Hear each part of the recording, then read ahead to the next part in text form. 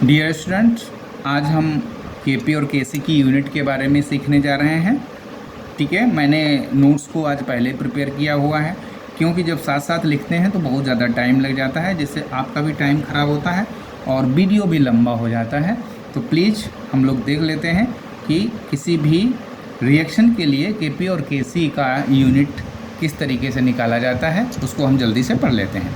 ठीक है, तो unit of equilibrium constant rules number 1 क्या है? रूल नंबर क्या देखना है कि जब number of product will be किसके number of total number of product mole जो मोल्स हैं will be equal to the moles of reactant. अगर total number of moles of product is equal to the total number of moles of reactant, अगर reactant और product आपस में बराबर होंगे तो ऐसे केसेस में डेल्टा एन की वैल्यू, एन जी इसलिए लिखते हैं कि जो गैस फॉर्म में होते हैं उनको काउंट करते हैं, तो इसलिए जी की यहाँ पर ये लिख दिया जाता है गैस, जी फॉर गैस। तो डेल्टा एन की वैल्यू 0 हो जाएगी। जैसे हम यहाँ पर देखें, और के पी इज इक्वल टू के सी हो जाएगा। भाई हमें पता है के पी इक्वल टू के सी आर टी की पावर डेल्टा एन 0 है तो 1 के बराबर हो गया। कल हम लोगों ने पढ़ा था, देख लेंगे आप पीछे से। अब के पी के सी की यूनिट देख लेते हैं। इसका एग्जाम्पल हमने दिया है, ऐसा एग्जाम्पल दिया है जहाँ पर डेल्टा एन की वैल्यू 0 आ जाए। क्या है? H2 + I2 reversible 2HI। यहाँ पर देखें 1 मोल H2 है, 1 मोल I2 है, और आपका ये दोनों अगर ऐड करें तो 2 मोल हो जाता है। प्रोडक्ट भी 2 मोल है। तो हम जब डेल्टा एन की वैल्यू निकालेंगे तो 2 - 2 तो इक्वल टू 0 आ जाएगी, यानी नो यूनिट। ठीक है, नो यूनिट, यहाँ पर कोई भी यूनिट, ठीक है, नो यूनिट, कोई भी यूनिट नहीं होगी, नो यूनिट। कैसे? क्यों? क्योंकि डेल्टा एन की वैल्यू 0 हो जाएगी। दूसरी रिएक्शन है ऐसे ही, अगर हम देखें N2 + O2 गिव्स 2NO, तो यहाँ पर देखें तो 1 मोल, ये भी आपका 1 मोल है। ठीक है, तो टोटल 2 मोल हो गया, यहाँ भी 2 मोल्स हो गए। तो डेल्टा एन की वैल्यू कितनी हो गई? डेल्टा एन इक्वल टू 0, और डेल्टा एन इक्वल टू 0 हो जाएगा तो यूनिट नो यूनिट। कैसे हो जाएगी? No unit, no unit of K C and के पी। के सी और के पी की कोई भी यूनिट नहीं होती है ऐसी रिएक्शंस के लिए जिनमें डेल्टा एन की वैल्यू 0 आ रही हो, यानी number of reactant moles is equal to number of product mole. दूसरा तरीका क्या है देख लेते हैं जल्दी से।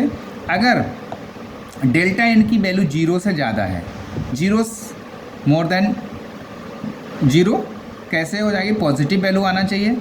कब होगी? जब product is more than that of the reactant. Number of product molecules will be more than that of the reactant molecules. Reactant से प्रोडक्ट के मॉलिक्यूल्स ज़्यादा होंगे, प्रोडक्ट माइनस रिएक्टेंट आप करोगे तो डेल्टा एन की वैल्यू सदैव पॉजिटिव रहेगी। तो यहाँ पर यूनिट जब हम केसी की निकालते हैं तो फार्मूला हम यूज कर लेते हैं, यहाँ भी यूज कर सकते थे आप, इसको डिटेल में नहीं किया ज़्यादा क्योंकि यहाँ पर यूनिट नहीं होगी। फिर भी यहाँ पर आप देख लीजिए तो केसी equal to mole per litre की power delta n g, mole per litre की power delta n. Delta n की वैल्यू निकाल लेते हैं। के पी इक्वल टू एटमॉस्फेयर, यहाँ पर प्रेशर होता है इसलिए हम एटमॉस्फेयर का यूज करते हैं। प्रेशर के लिए एटमॉस्फेयर यूनिट का यूज किया जाता है, जो डेल्टा एन इसकी पावर में आ जाता है, एटमॉस्फेयर की पावर डेल्टा एन। ये 2 फार्मूला हैं, ये 2 फार्मूले आपको रट लेना चाहिए बिल्कुल, क्योंकि जितनी भी इस तरीके की यूनिट्स निकलती हैं वो इन 2 फार्मूले से ही निकलती हैं। और डेल्टा एन की वैल्यू आप निकालिए और वैल्यू यहाँ पर पुट कर दीजिए और आसानी से आप निकाल लीजिए। इसको मैंने यहाँ पर आपको दिखाया भी है। ठीक है, देखिए एक रिएक्शन लिया है, N2O4 गिव्स 2NO2। ठीक है, N2O4 रिवर्सिबल 2NO2। अब हम अगर यहाँ पर देखें तो आपका रिएक्टेंट 1 मोल है, प्रोडक्ट 2 मोल है। ऐसे केसेस में अगर हम देखें तो delta n product minus reactant करेंगे तो 1 आ गया, यानी वैल्यू कैसी है? पॉजिटिव है, ग्रेटर देन 0 है। दिख रहा है ना? तो यूनिट ऑफ के सी आप निकाल रहे हो तो के सी की यूनिट क्या होगी? मोल पर लीटर की पावर 1। डेल्टा एन की वैल्यू रख दिया, यहाँ फार्मूला लगाइए, मोल पर लीटर की पावर 1 इक्वल टू, तो मोल की पावर 1 और पर लीटर की पावर 1। मोल की पावर 1 को कोई मतलब नहीं, तो मोल पर लीटर हम लिख देंगे इसको। क्या लिख देंगे, मोल पर लीटर लिख दिया। ऐसे Kp की वैल्यू अगर इस रिएक्शन के लिए आपको निकालनी आती है तो एटमॉस्फेयर पावर 1 केवल एटमॉस्फेयर लिख देंगे। ठीक है। तीसरा तरीका क्या है वो भी हम लोग पढ़ लेते हैं। थर्ड क्या है, when the number of moles of product is less than that of the number of moles of the reactant. अगर आपके जो प्रोडक्ट हैं उनके मोल्स ज़्यादा हैं, ठीक है, वो सॉरी प्रोडक्ट के मोल्स कम हैं, रिएक्टेंट के मोल्स ज़्यादा हैं, तो प्रोडक्ट माइनस रिएक्टेंट करोगे वैल्यू माइनस में आएगी सदैव। प्रोडक्ट कम है, रिएक्टेंट ज़्यादा है, ऐसे केसेस में डेल्टा एन की वैल्यू सदैव 0 से कम होती है, यानी नेगेटिव होती है। यूनिट कैसे निकालेंगे, unit of Kc equal to mole per litre की पावर डेल्टा एन, मोल पर लीटर की पावर डेल्टा एन। इसी को लगाते हैं, इसका एग्जाम्पल भी जल्दी से हम लोग देखेंगे।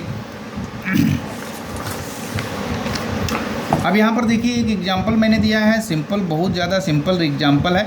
एग्जाम्पल सिंपल ही ले रहे हैं। आप कोई भी रिएक्शन के लिए अगर पूछता है तो आपको केवल तरीका पता होना चाहिए, आप उसको अप्लाई कर दीजिए, फार्मूला अप्लाई कर दीजिए एंड उसको कैलकुलेट कर लीजिए। तो यहाँ पर देखें N2 + 3H2 रिवर्सिबल 2NH3, ये 1 मोल है, ये 3 मोल है, टोटल 4 मोल्स हो जाते हैं। यहाँ प्रोडक्ट में देखें तो 2 मोल्स हैं, डेल्टा एन की वैल्यू निकाली, प्रोडक्ट माइनस रिएक्टेंट तो -2 हो गया। दैट इज़ आप देख रहे हैं ना कि 0 से डेल्टा एन की वैल्यू कम आ जाएगी, delta n is less than 0। ठीक है, 0 से कम है। Kc की यूनिट निकालना है, मोल पर लीटर की पावर डेल्टा एन की वैल्यू 2 है, -2 कर दिया। अब देखिए यहाँ मल्टीप्लाई किया तो मोल की पावर -2, ठीक है। अब लीटर की पावर -2 माइनस माइनस प्लस हो जाएगा, ठीक है।